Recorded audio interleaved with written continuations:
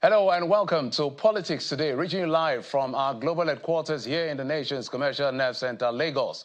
I'm Jeffrey Uzoma.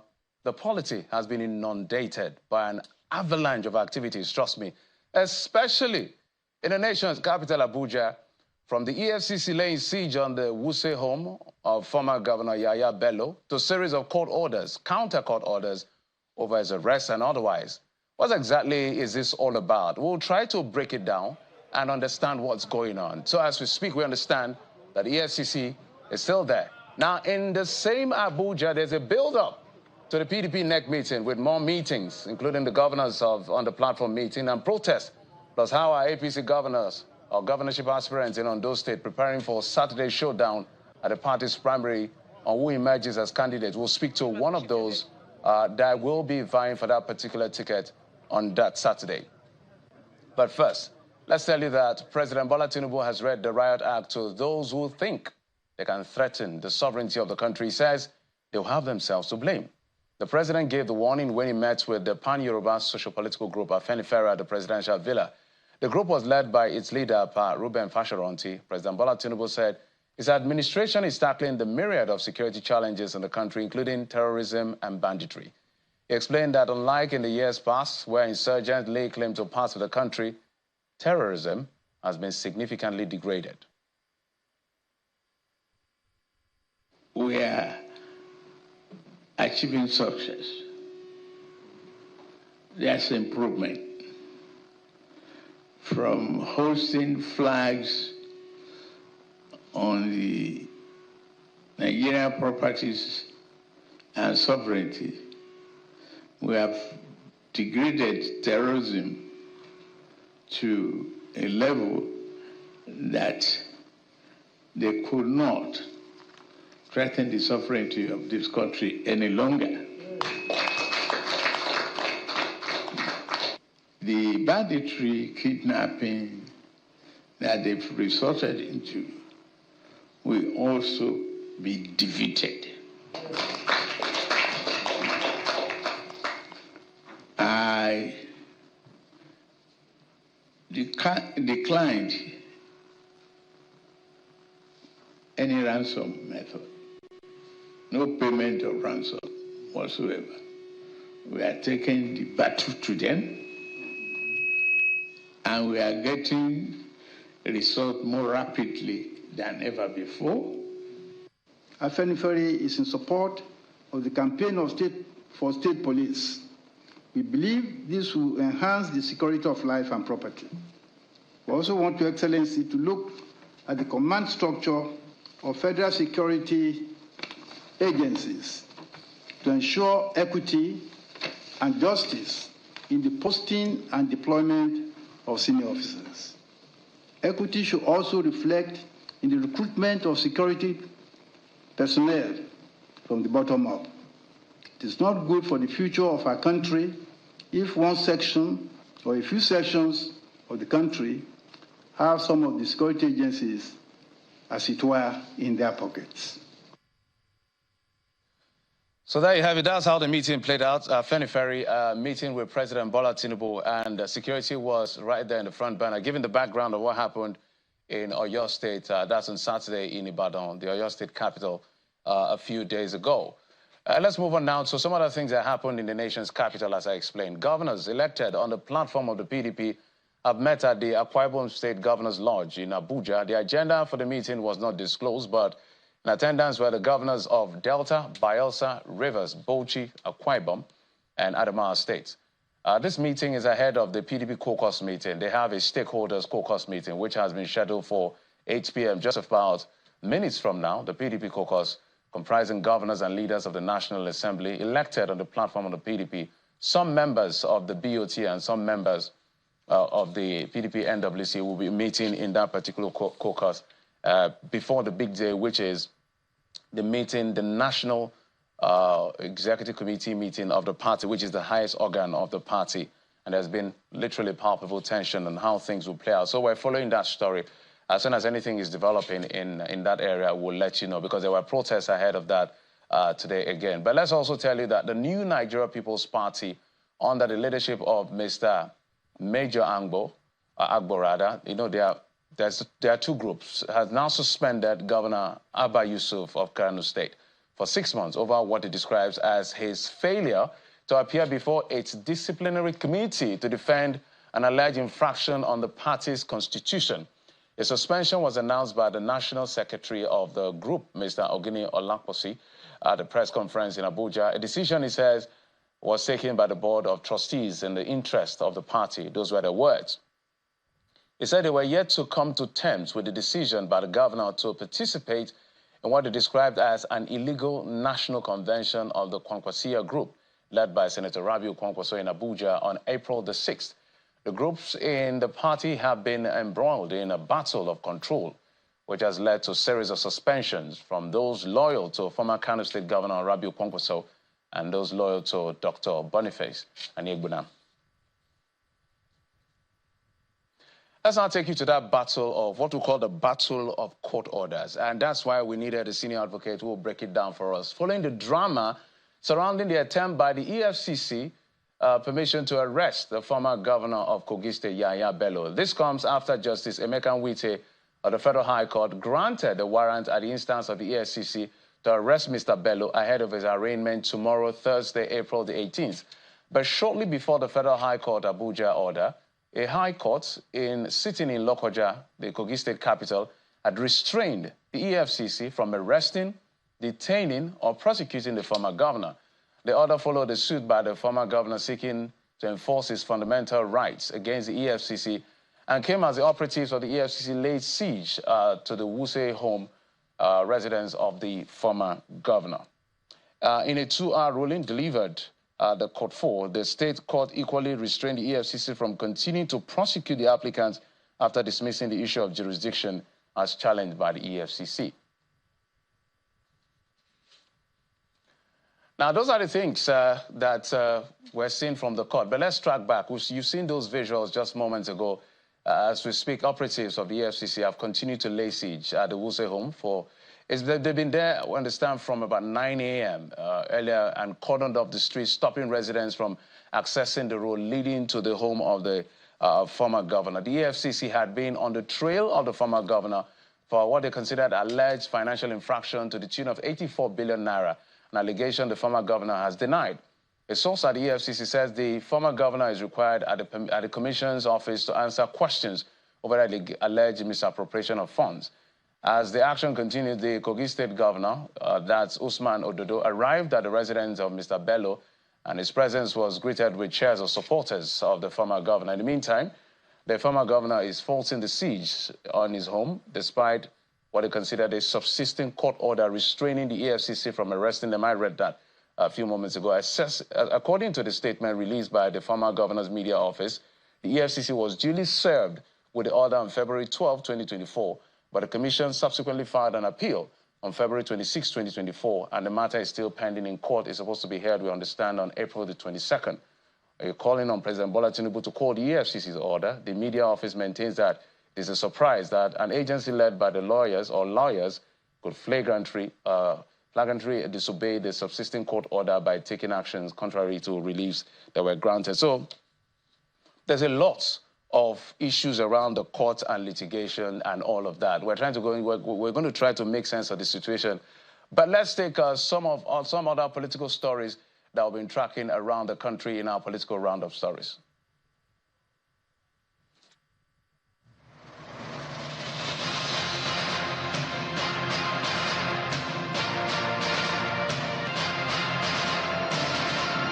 The Kano State High Court has issued an ex parte order affirming the suspension of ex-governor Abdullahi Ganduje as the national chairman of the All Progressives Congress, APC. This development followed a tumultuous period of internal strife within the party. The presiding Justice Usman Naaba granted the order in response to an ex parte motion filed by 2 executive members of the APC from the Ganduje ward, Lamine Sani and Haladu Gwanjo. Meanwhile, the national chairman of the All Progressives Congress, Mr. Abdullahi Ganduje, had dismissed his suspension as the national chairman of the party. Addressing the delegation of APC members from Kano State, who paid him a solidarity visit at the headquarters of the party in Abuja, Mr. Ganduje described those who announced his suspension as imposters, saying such people will face the wrath of the law.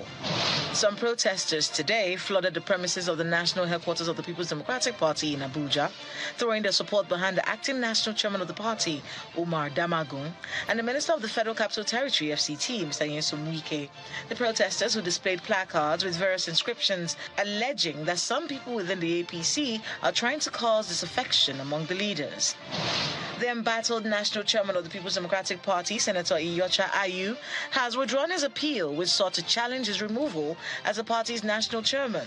PDP executive members of his local government had in 2023 suspended Ayu, accusing him of anti-party activities, with claims that Mr. Ayu was not paying his membership dues and did not vote in the March 18 governorship and House of Assembly elections in Benue State.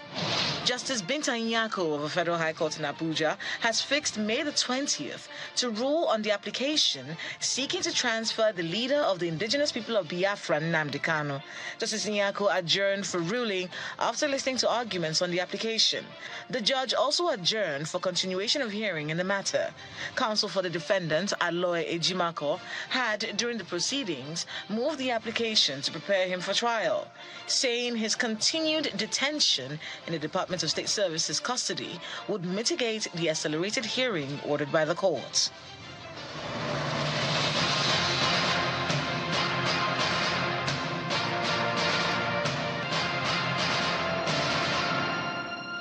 So what exactly is going on with the issue of former Governor Yaya Bello of Kogi State? That is the first conversation we'll have. We're meant to have one of the officials of the state government, but we hope he's going to join us at some point.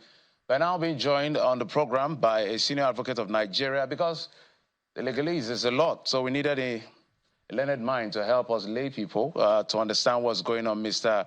Kayode Adelola is a senior advocate of Nigeria. He joins us via Zoom. Mr. Adelola, thank you so much for coming on the program.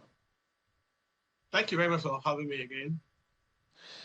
The natural question, like I always like to say, is maybe you help us interpret what the law sees at what is playing out at the residence of former Governor Yaya Bello. We understand that the issues vary in forms. It dates back to 2015, where there was an allegation of misappropriation of fund or transfer of fund for personal use to the tune of over 80 billion naira, and it's supposed to be arraigned tomorrow. So there's a gamut of issues around this particular situation. But let's begin with some of the basics of what we are seeing play out so that we don't get to the court to do the job of the court. How does the law see what's playing out between the EFCC and Yaya Bello at his residence in Abuja? Well, the EFCC as a body has this method of carrying out its activities as provided by the law. Now they have gone to the home of a former governor. Well, it's not somebody found as a former governor, but of a citizen of Nigeria, and they have laid siege at his residence. The man is asking the court to say that these people have no right to infringe his human rights in all ramifications. He went to the High Court in Lokoja, seeking an order of that court to restrain the EFCC from detaining or prosecuting him. Fundamentally, one would say that Mr. Yahaya Bello has fundamental human rights that ought to be protected. The High Court of a state has the jurisdiction to take matters relating to fundamental human rights. And ordinarily, when you determine whether a court has jurisdiction or not, what you look at is a statement of claim filed by the claimant who has approached the court. The EFCC on its own part feels that it has a responsibility under the law to apprehend a man who has committed a financial crime. And I'm sure they were only waiting at his residence in anticipation of a court order allowing them to apprehend the gentleman. Well, the question then that arises again is, can a high court, a state high court, determine a matter involving the federal government or its agencies That's, I think, is the crux of the matter here. Even though the EFCC, from what I have read, challenged the jurisdiction of the State High Court, the learned judge presiding stated that that challenge of this jurisdiction failed, and as such, he was dismissing it. With greatest respect to the judge, I'm unable to agree. And I think where the agency of the federal government appears before a court, it has to be the Federal High Court. And I'm referring to Section 251 of the Constitution, subsection 1, and it has paragraphs P, Q, and R, which states that where the federal government or its agencies and then administration thereto of those bodies of the management come before the court, they must go before the Federal High Court. To that extent, I think the State High Court didn't have the requisite jurisdiction to hear that matter. Besides that, the judge of the State High Court was clever by saying that the EFCC shouldn't prosecute or detain Mr. Yahaya Bello until they have had diligent inquiries and they have made a proper case against him before they can prosecute him. Well, who determines that? Until when a case is presented before the court, you cannot determine if there has been proper investigation and the matter is fit for trial. So to that extent, the EFCC has gone before a Federal High Court, which is the appropriate venue, to get an order to detain Mr. Yahaya Bello. And to that extent, I think it will be very well within their rights to approach the court tomorrow for prosecution of the former governor. I want to read something that your colleague Leonard Sek wrote, which kind of agree with what you're saying, but I need your thoughts on it, Mr. Femi Falana. It says the allegation made by the ex-governor that EFCC has disobeyed a court order by attempting to arrest him to answer to the charge of 84 billion naira theft is legally untenable. As a former governor, Mr. Yaya Bello has lost his immunity from arrest and prosecution. No court can confer a life immunity on a former governor in Nigeria. I needed you to speak to that. I couldn't have put it in a better way.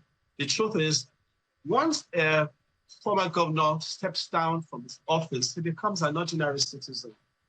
And that's why when a man occupies the seat of governor, he must be careful. He would have immunity for as long as he retains his seat, but that can be only for a time and a season. And as soon as he steps down as governor, and we have seen it happen, we sent the governor, was it Plateau State, who was prosecuted and sent to prison, and these things will continue. We need to sanitize our politics. It's not only about the politics, but the society needs to have some sanity. People shouldn't take public funds and say, well, we must give the ex-governor benefit of doubt. Maybe he will have a defense for the use of the funds, but until then, he has a duty to face the law, and he must go before it. But so, my learned colleague has said nicely, once you become an ex-governor, you can't be prosecuted. And your prosecution will be in accordance with the law. You have an opportunity to defend yourself, and at the end of the day, judgment will be delivered. But you cannot have an injunction restraining a legitimate body from prosecuting you forever and ever. It should not happen. It will not happen.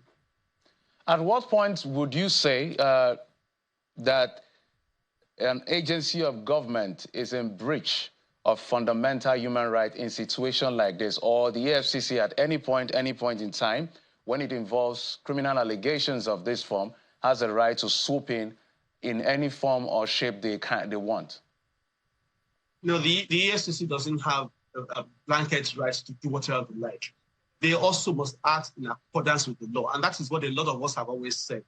Otherwise, there'll be a thin line between legality and crass illegality.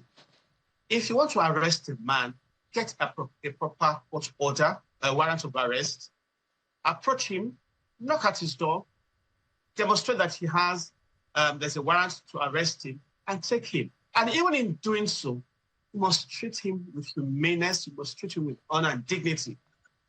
But what we find a lot of the times is that people are treated as if they have been prosecuted and found guilty.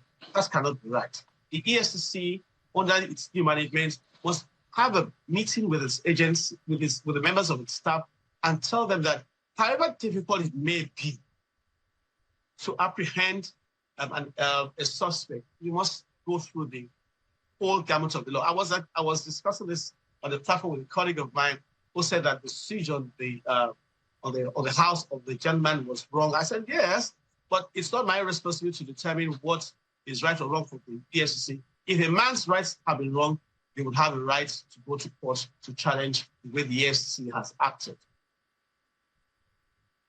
So let's look at a few more things now on this particular issue. Now we understand that the incumbent governor, his successor, had coming to perhaps show solidarity with him. He received chairs and all of that. I don't know whether he's still at the home of his predecessor or not. Given the premise you've laid as to the EFCC having a right to do their job, now they are at the entrance of his house, they can't enter, but the governor can enter and see his quote-unquote former boss or his predecessor. Why can't the EFCC effect the arrest if the governor can enter? What is holding the EFCC back? Well, I do not know what papers the EFCC has right now. I don't know if anything has been signed. But really and truly, they have the right to go into a house if they believe that on that premises there's a man for whom they have a warrant of arrest. And I do not see what is stopping them, except of course they believe that there could be a further breach of peace, and they do not want that to happen. So I think it's a good thing for them to act in accordance with the law and with decorum, and without necessarily being shy of their responsibility as enshrined under the law. So what options are they left with right now? Because we've seen some of these things play out. I'm talking about the EFCC. We've seen the Okorocha incident in the past and a couple of other incidents. What options is left for them? Because you had mentioned something like if they notice or they perceive that this may spiral out of control and they don't want to bring some level of unrest, what options are available to them? Well, I'm not a security agent. Under the law. Under the law, I believe they have the right to use reasonable force to go in there and apprehend a man in respect of whom they have warrant of arrest. So, on the issue of this, let's dwell a bit on this issue of conflict of courts. When it comes to incidents like this, we've seen this. I think I've spoken with you on this before. How can this be addressed so that we have a streamlined situation? Because when this case was brought, I guess, to the State High Court, they understood the enormity of the situation. I'm sure, with all sense of respect to their learned judges and all of them, they understood what was involved, but they still presided over this issue. How can we begin to check some of these things so that we don't have this back and forth of counter court orders? With all sense of modesty, I believe that anyone who has gone through some legal training would know at what point in time his authority is being exceeded, whether as a legal practitioner or as a judge. If a matter is brought before a judge, what he needs to look at are two major things: the parties and the subject matter in the claim brought before him. If the High Court judge saw that the EFCC was a defendant, he simply should have told the parties that I will not be able to handle this matter, take it to the Federal High Court. But then again, the defendant, well, the claimant in this situation, Mr. Yaya Bello, was a governor only until Nnamdi was speaking yesterday. So, you understand what I mean by that. So the judge probably felt he had a responsibility to him. It's not right. We should not allow jurisprudence to go to the dogs. We know when we have no authority. The constitution is very clear. A federal government agency can only be sued at the Federal High Court. even in matters relating to land, where the federal statute, the Land Use Act says, for matters relating to land, the State High Court has jurisdiction.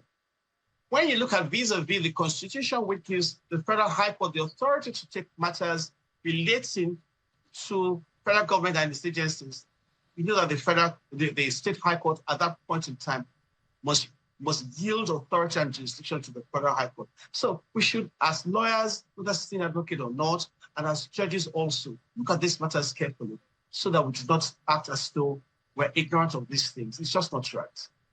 That's my opinion. And I think we should, as lawyers, speak to each other frontally and agree that when these things face us, we should simply tell the client, no matter how much you're going to pay to me, I should not bring the jurisdiction of the courts and the judiciary as a whole to ridicule. That's my view. I do not intend to bring you into the politics of things, but I will walk around the fine lines of it, as well as I do not want to bring you into issues that are subject to adjudication. You're a senior lawyer, so you know this better than I do.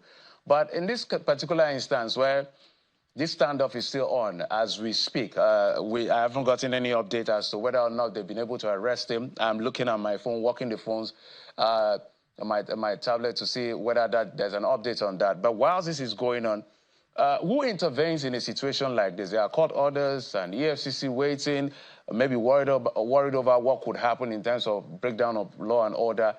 Who intervenes? Or this standoff can be there as long as it can remain?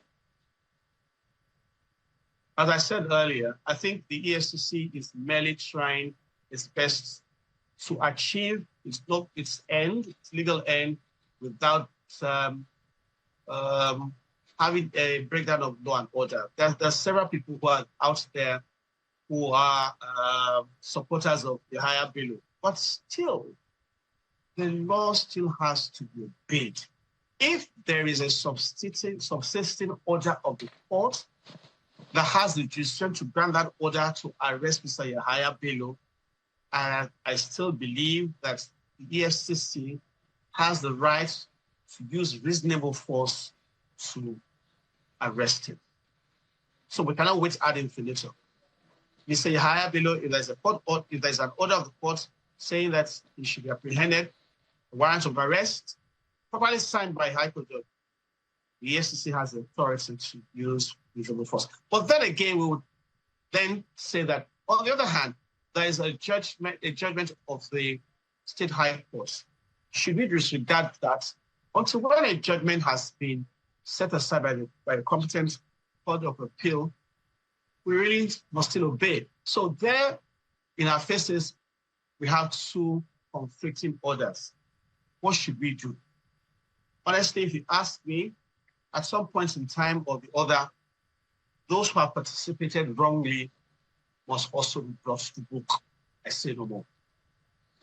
All right, on the final note, before I let you go, we've seen instances of these cases. I'm just tempted to ask, what can we do in terms of our laws? Because sometimes attention is so much on the federal government, we forget that there are subnationals. And some people have said that there is allegedly more corruption at the subnationals than even at the federal level. But because everybody's looking at the president and his cabinet, we get lost in that whole cycle.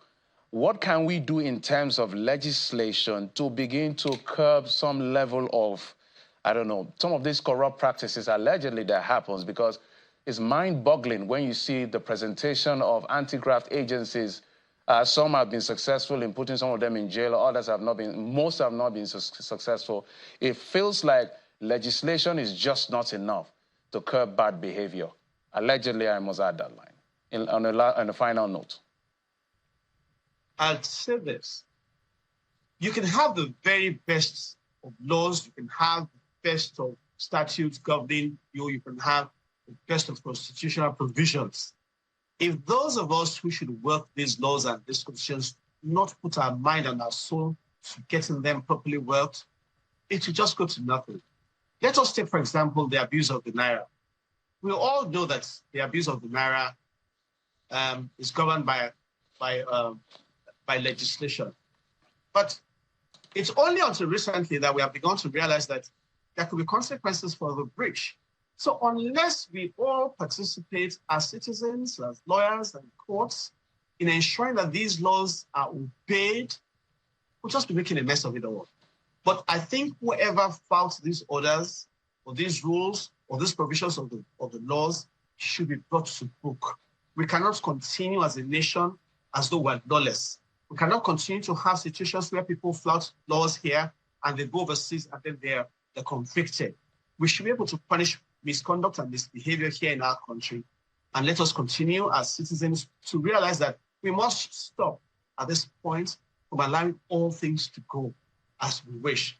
We cannot continue to have business as usual. So for this, I think it's not about new laws. It's about ensuring that ensuring that those who participate in the workability of these statutes participate fully, and those who flout them are punished as provided by the law. Mr. Adelola, before you go, I know I said last question, but our correspondent is just confirming to me that the EFCC has confirmed that the former governor, Yaya Bello, has been whisked away by his successor. It's not certain whether he will show up at the arraignment tomorrow or if there will be any arraignment. So this is the latest information I'm getting from our correspondent, saying the EFCC has confirmed that the former governor has been whisked away by his successor, Usman Ododo. So those are the stories we're getting, but we will get clarity to some of this. But I must thank you for bringing your insight and your thoughts. We had to walk around the fine lines of the law so that we don't talk about things that will be charged for contempt of court in any form or shape. But thank you for guiding me through this. Thank you. Thank you very much, Jack. Absolutely. Thank you. All right, so as you can see, it's a developing story. As I told you, I'm walking the phones, following up on everything. So the latest news, as far as the issue of Yaya Bello, former governor of Kogi State, is concerned, that the EFCC has confirmed that the former governor has now been whisked away by the incumbent governor. And at this stage, it is not certain or not whether he will show up for arraignment tomorrow or whether there will be any form of arraignment, because he was supposed to be arraigned tomorrow based on these allegations bordering over misappropriation of funds to the tune of over 80 billion naira. If there's any other update, right here, we'll bring it up to you. But we'll take this break. When we come back, we'll switch gears now to the politics of Ondo. We don't like to eat better, more nutritious meals, more veggies, but we want it tasty and easy too. No cubes. That's the secret. Made with real ingredients like chicken, parsley, and garlic. And enriched with iron, so your meals are better for you and more delicious too. That's the cocoa. Let's give it some accolades. Change your world by changing what's on your plate. I actually came to pay the money for the recruitment consultancy you did for my company. Beautiful. I took 2 million. Just hold on. I now collect dollars. What? Yes. I don't understand what's happening to Naira these days.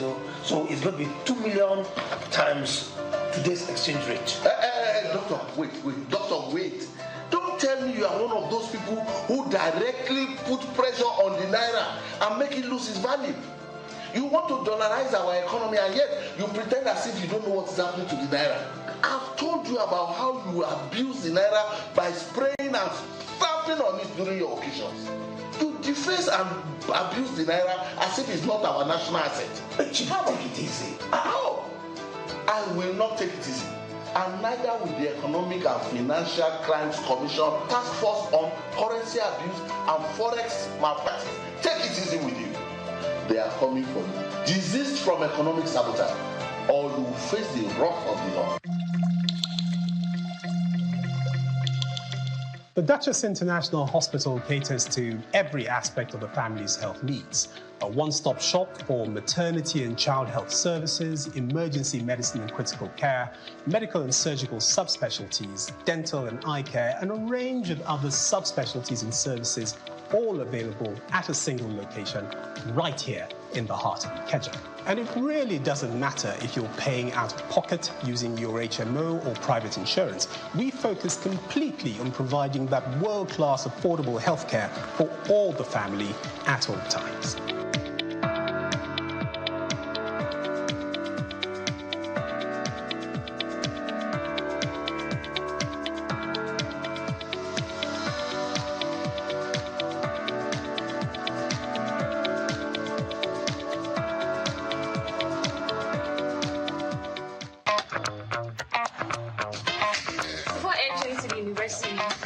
myself one question. What does education mean to you?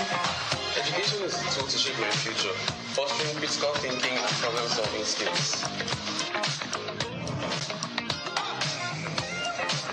University City Campus, Maitama Abuja, is now open. Visit www.philomath.edu.ng to get started.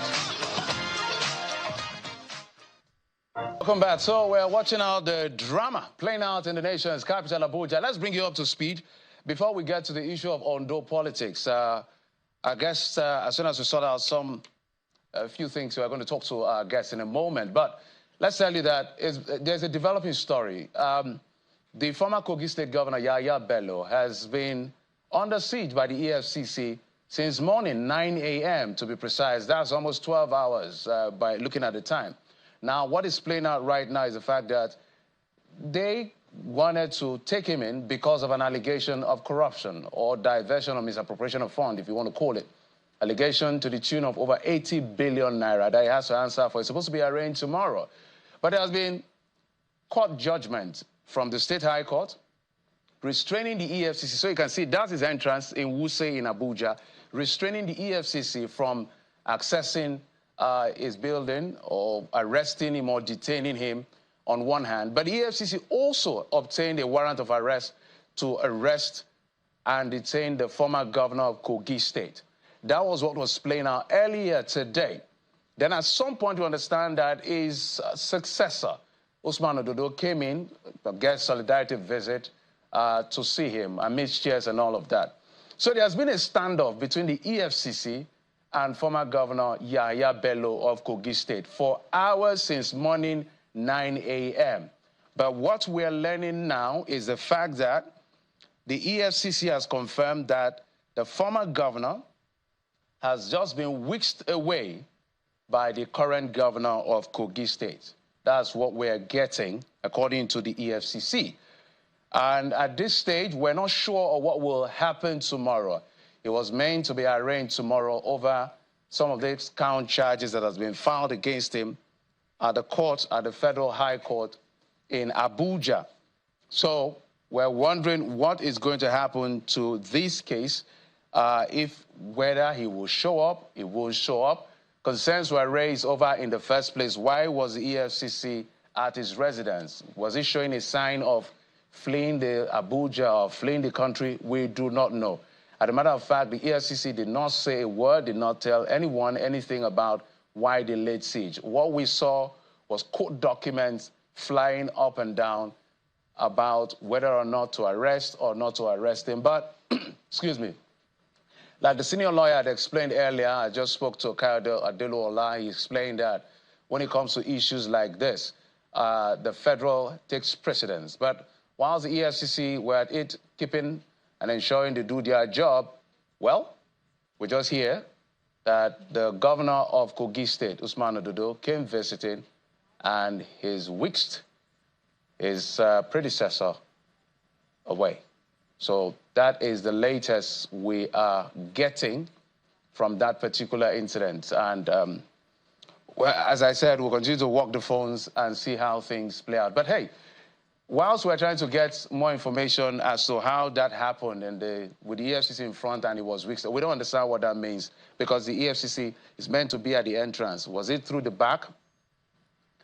Was it through the back or from the front? We do not know. But the EFCC will be able to explain how he was whisked away while they were there at the premises. That's a question I'm sure every Nigerian wants to ask or get answers to. But moving on to Ondo State, it's going to be a showdown on Saturday. 16 candidates are vying to get the ticket of the party, including the incumbent governor, Lucky Ayedatiwa, and 15 others. 2 women are in the race, as well as 14 men, and they are vying for that particular office. Let's take a listen to a few things that have been happening in Ondo State. The local government tour begins in Ore, in Odigbo local government area, where the governor, Lucky Ayedatiwa, arrives to a crowd of supporters.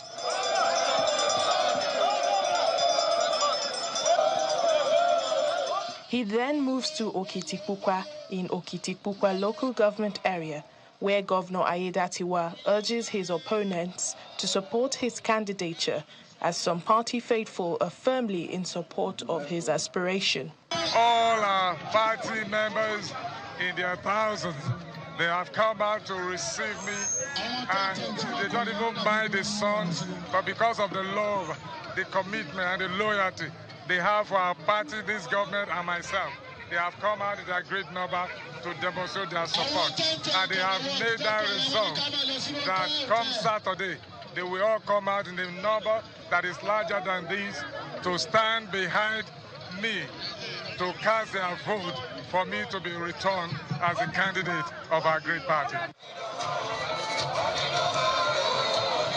Next is the local government area of the governor, Ilaje, where Mr. Ayedatiwa gets a warm welcome as supporters testify to his credibility and acceptability. People of Odigbo local government have decided to follow our governor to continue the good work he has started for the past few months that he took over the reign of leadership of Ondo State.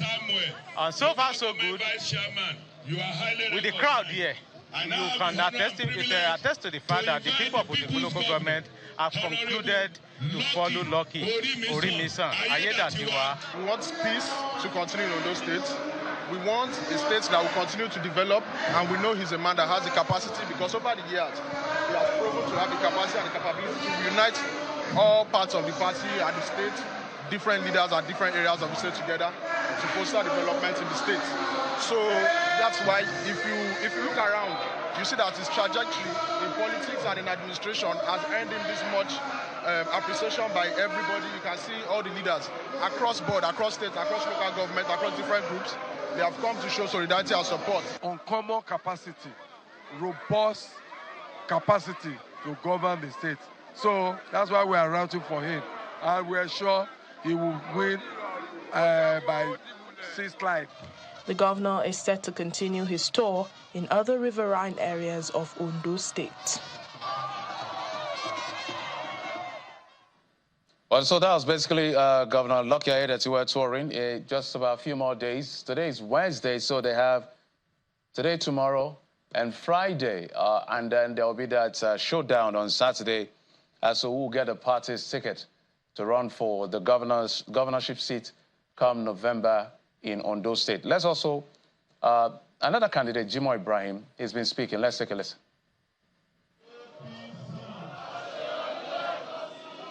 In his aspiration to become the next governor of Ondo State, Senator Jimo Ibrahim has taken his Asheyori movement tour to the 203 political wards in the state.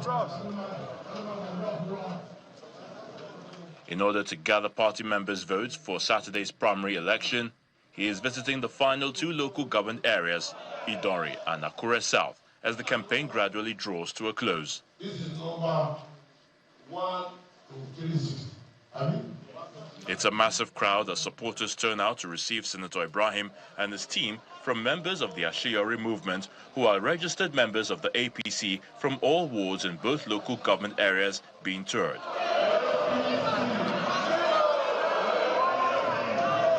Senator Ibrahim reiterates his desire to win the election while assuring the people of Ondo State of good governance through emphasis on job creation, poverty reduction, infrastructure development, and general public welfare. The Renew Hope agenda were packaged to the people of Ondo State that trigger infrastructure development, reduction of poverty, and then, of course, return the school back to boarding house, create social discipline, and ensure that social policy are ensuring that the youth have jobs. That's the most important thing. And make sure that you work on the area of welfareism. These political associates of Senator Ibrahim attest to his qualification for the job. Senator Jimo Ibrahim Fodornusho will emerge as the governor of Ondo State, as the candidate of the party on Saturday, because he has done a lot of work, and the work that he has been doing really touched the grassroots of the party. He has been going around all the 203 wards and even getting to the units by ensuring that members of the party are encouraged, are empowered, right from the unit level to the ward level and to the local government. Jimo Ibrahim has become a phenomenon everywhere. And like these guys in MTN will say, everywhere you go, you feel the impact, you see the image, and everybody now has a better understanding of his personality and his worth. I'm saying that very carefully. He was an individual that was very well misunderstood in Ondo State. Well, they are not the only ones. My producer will likely put up this for us. I told you there are about 16 of them. Governor Lucky Ayedatiwa, we have Isaac Kekemeke, Lusoji Ehinlao, Lubenga Edema, Senator Jimo Ibrahim, Fumilayo Adekojo, Akin Folarin Samuel, Adewale Akinteriwa, Lushola Oke, Ohun Felix, Morayo Lebi, Gavi, Yonjon, Dayo, Fadiyule, Judith, Omogoroye, Ifelua Yedele, and Okunjimi John. So these are all the gentlemen and ladies trying to get that job of governor of Ondo State come November. But they will have to cross the first hurdle on Saturday, which is the primary of the APC. We've been joined in the program to a very short conversation by a former governorship aspirant on Ondo State and a pro-chancellor at Dekunle Adjacent University, Dr. Tunji Abayomi. Dr. Abayomi, thank you so much for coming on the program at short notice. Thank you very much. Thank you for inviting me. Let's begin with the basics. I think I have like 2-3 quick questions to throw at you within the time we have. But do you see a level playing ground for all of the candidates on Saturday, given the fact that an incumbent is in the mix? Yes. There's going to be a level playing ground. The incumbent had a very limited time to divert the tide of politics. So he's forced, in a sense, to compete like all the other aspirants to that extent. And some of these other aspirants, as you are well aware, are well entrenched in the politics of Ondo State. So I expect a level playing ground. Some have said some are pretenders, some are the contenders, all kinds of appellations to describe all of this. In your assessment, I know this is a very, it's almost like a mischievous question. In terms of percentage, how many pretenders and contenders do you think we see in this race? With all sense of respect. I think you forget to add attenders too. There are contenders, there are pretenders, there are attenders. So it's quite interesting, in particular, coming immediately after the death of Governor Oluwarotimi Akeredolu.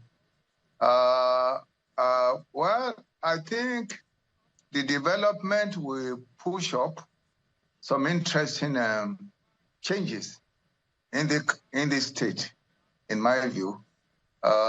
Because we are really focusing now on just one party, and that is APC. But we must also remember there are lots of other contenders in the other political parties. So at the end of it all, we may have up to 30 or close to 30 aspirants for one single political office in Ondo State.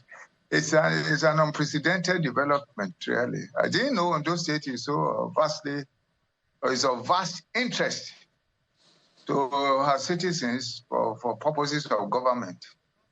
All right. I know you've been in this before, so I need your take. I'm sure they are all listening as to what job is ahead of them. Any of them, it was within their constitutional rights to be elected. So any of these gentlemen within the APC, which is the focus right now, because there are other parties, as you mentioned, but we're talking the APC now. Yes. What do you think is a job ahead of them that they should begin to think deeply on? Because when I looked at the MBS data showing the debt burden on the state, about $80 million in debt, external debt, and about $71 billion in domestic debt. So given just that basic, what do you think is ahead for anyone who wants to run Ondo State as governor? The development, the principal challenge for our people is the development of the economy such that the aspirations of our children in particular, can be met. That's number one. Education has always occupied position of paramountcy in Ondo State. As you are well aware, when you're talking of free education, it actually began in Ondo State with the great Chief Obafemi Awolowo. And then when you leave all of that, you are talking of there are some ideas or ideals that were left by the last governor. For example, the development of mineral, the development of coastal commerce in Ondo State, agriculture, raising agriculture. These are all areas that our parents, our fathers considered very vital for evolution of the great society in Ondo State. So these are the challenges that I think whosoever becomes the next governor would have to deal with. And on a final note, do you see the APC having a good chance in this particular election? Well, I think all the other parties are dead. The other parties are actually dead in Ondo State. That's the truth of the matter. I don't think they will agree with you.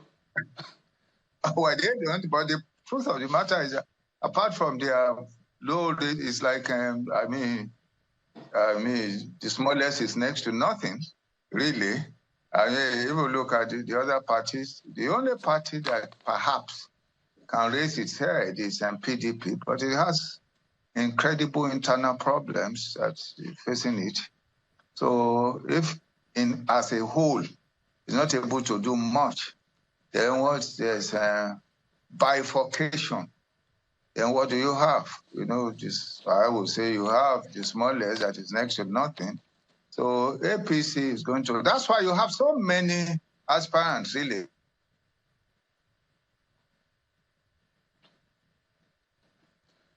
Oh, okay. Dr. Abayomi, can you hear me? Yes, sorry. Okay, I needed to land on your thought because we're totally out of time. Okay, thank you. I was only saying it's an irrebuttable presumption that APC is going to produce the next governor for Ondo State. I must thank you so much, Dr. Tunji Abayomi, former governorship aspirant in Ondo State, Pro-Chancellor at Adekunle Ajasin University, for your insights on the program. Well, they say politics is a game. Never count anybody out because 24 hours things can change. You may never know. But which the party the best? And every contender in every party the very best. Thank you, sir, for coming on the program. Well, we are looking for channels to come to Ondo State, you know, to establish a strong presence in Ondo State. Thank you. We'll be more than glad to do that. We'll be more than glad. Okay, thank you. Okay. Thank you. Well, that's it on the program. We're following up, of course, in our subsequent bulletin at 8 p.m. as well as 9, our flagship 10 p.m. news. If there's any development as far as that issue of Kogi State, former governor is concerned, you get to hear. But I must thank you for your time. And, of course, your usual company. I'm Jeffrey Uzoma. Good night.